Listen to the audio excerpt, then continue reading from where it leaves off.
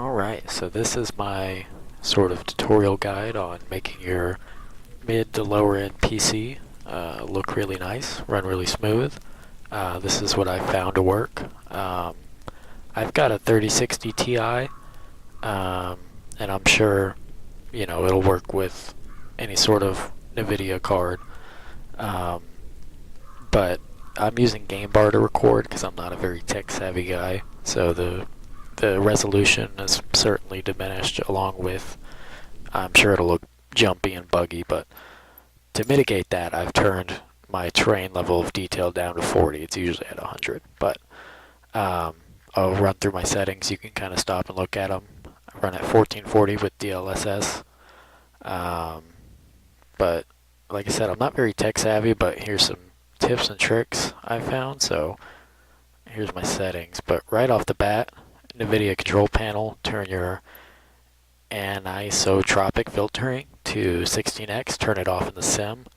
That seems to help. And I'm using the FrameGen mod, if you notice that. If you've got a sharp little eye, you probably saw it. 3060 Ti does not have this, but if you trick your stupid graphics card with basically a prank you can download, you prank your graphics card into thinking it's a 4000 series, and it goes, okay, here's FrameGen.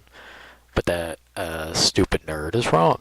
It is not a 40 series. But anyway, so you can run that. You know what I'm saying? And what I found when I was in, you have to go DX12, by the way, to do that, which takes up a little more VRAM, which I wasn't really thinking about when I first tried it, because it worked good for a little bit, but inside certain airports it was pretty much unusable. But then I realized turning the texture, texture resolution from ultra to high freed up so much room in the VRAM sitch, if you know what I mean. And it really opened up the FrameGen and just kept it so consistent and smooth. It is 90% of the time locked on that 59. And I'll reach 100% GPU usage, but it's at busy airports and like the E-Jet, the Embraer 175, which is pretty heavy on the system, Embraer 190, that kind of thing. But anyway, there's my settings. We're going to go back and we'll fly some. I've got the head tracking on, but that's one of my main sort of tricks there, is that FrameGen with that texture resolution down one notch.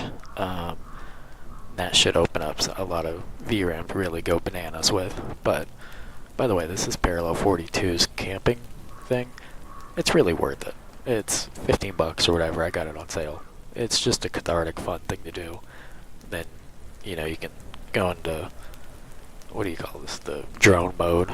Turn your head tracking on and just pretend like you're sitting in a camping chair. There's my little smoke show girlfriend sitting in the front of this classic air simulations, I believe, Cub. Beautiful Cub. Anyway, let's get up in the air and we'll take a look at it from up top. Darn it. Alright, so I am in the air here at the Mountain Air in Burnsville, North Carolina. Again, I've got my terrain level of detail lowered, like almost by half, so I could hopefully record this video smooth and get a better, indication of what it looks like, but, we'll see. Anyway, ways to make a low-budget, mid-budget PC, flight sim run well and look good is, I see a bunch of tips and tricks on YouTube, and then you go to watch the video, and the person making it and their specs has like a 4090 and all these fancy schmancy stuff. We're transitioning on the west side. Did you hear that? That kind of cut me off, but that's one of my little tricks here, buddy. Let's do that. Let me talk about this. FS ATC Chatter, the coolest program. It's like 15 bucks, I think.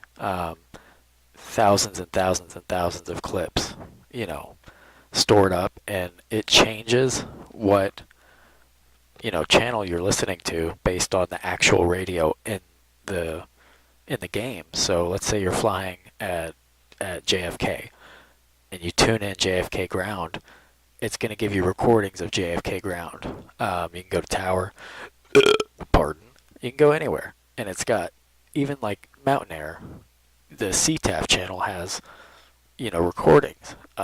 It's really, really cool. It's always updated. It's my favorite little program, so you'll hear that piping up in the background. Anyway, but yeah, I see these people making videos about, get an extra FPS this way, do this, do that, and they've got these amazingly expensive systems, and it annoys me. So I'm not saying I've got a crappy system by any means, but every time I watch those videos, they're like, how to gain extra FPS, how to do this, and then I see what they're running, I'm like, oh, this isn't for me. This isn't for the average person. Okay, great. I'm not going to get anywhere near the results that you have got, my friend. But anyways, so one of the main things to get a really sort of any PC, any flight sim to look great is the Google Maps mod. There's a free version and the paid version. I have the paid version. It's $5 a month, so I think it's worth it, and I'm running the Apple Maps version, which is paid, the Pro they call it. I think it's worth it. $5 a month, you can't beat it, So I love that. It looks great. I mean, you can just see down there. The roads look nice. It looks updated. Everything's updated, fancy schmancy. Stall. We're stalling. I gotta keep your attention somehow. I was throwing a spin as well. Ailerons neutral. Elevator.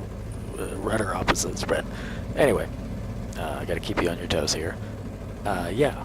Google Maps mod. I was apprehensive to download it because I thought, it's gonna mug up my system. It's gonna be a whole thing. Blah, blah, blah, blah, blah. And I never did for the longest time, and then I got desperate, and I saw other people use it, and it's good. Lo and behold, I downloaded it. It's great.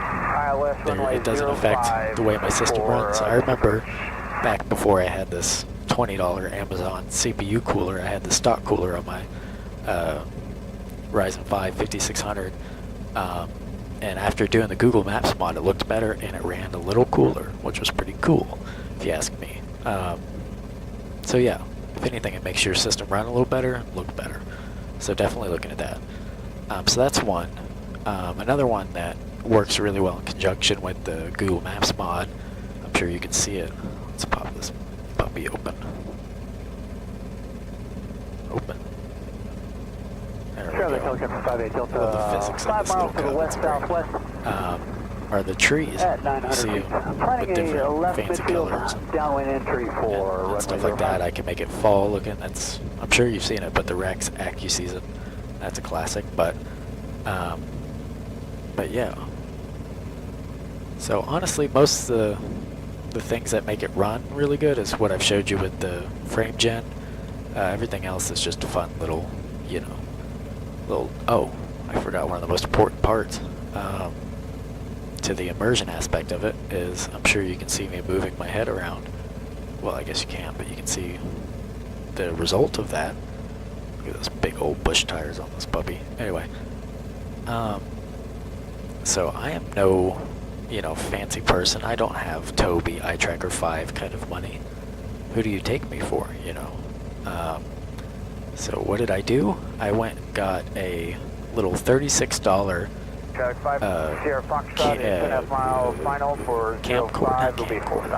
webcam that's actually meant to go for, or go with, a Raspberry Pi. Those little weird tiny computers. I don't know what you use them for, but I was holding rudder, that's why. But yeah, it's meant for a Raspberry Pi, and it's infrared. It's the only webcam that was reasonably priced that I could find that had infrared. Because you see the videos with people using OpenTrack with their old, webcams to get head tracking, and yeah, that works, but with the infrared, my friend, come here, I'm going to whisper this to you, you can do night flights, and you can do them well, and it is so cool to have every light in your entire house off, and, just having the night you know, there in the sim and it working flawlessly. Like, it's so immersive and awesome just to have a reliable head tracking that works, you know, without having to put a hat on, without having to do this and that. So that's a great thing. But that's one of my favorites. I'll link that in there as well. But yeah, there's lots of ways to make a, you know, a nice budget sim that really comes to life. And I'm obsessed daily finding, you know, different ways to make that happen. So hope that helps. There'll be more to the video if I can think of anything else, but I think that's all I got for now.